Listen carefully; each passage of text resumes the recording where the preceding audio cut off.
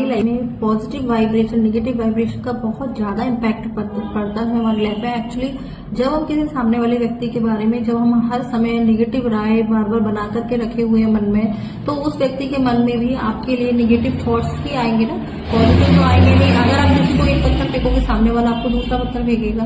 तो इसीलिए इसको स्टॉप करने के लिए आपको खुद से डिसीजन लेना पड़ेगा, खुद से रुकना पड़ेगा।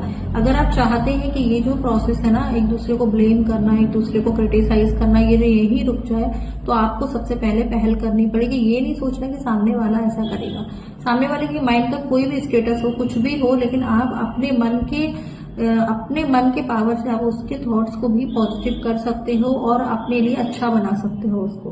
तो उसके लिए क्या करना होगा, आप उसको पॉजिटिव वाइब्रेशन दीजिए। सामने वाले ने आपसे कुछ बोला या कुछ किया आपके साथ, तो उसमें पता नहीं उसके साथ क्या क्या उसका सर्कमस्टांसेस रहे होंगे, लेकिन आप पहल करके उसको ठीक कर सकते हैं।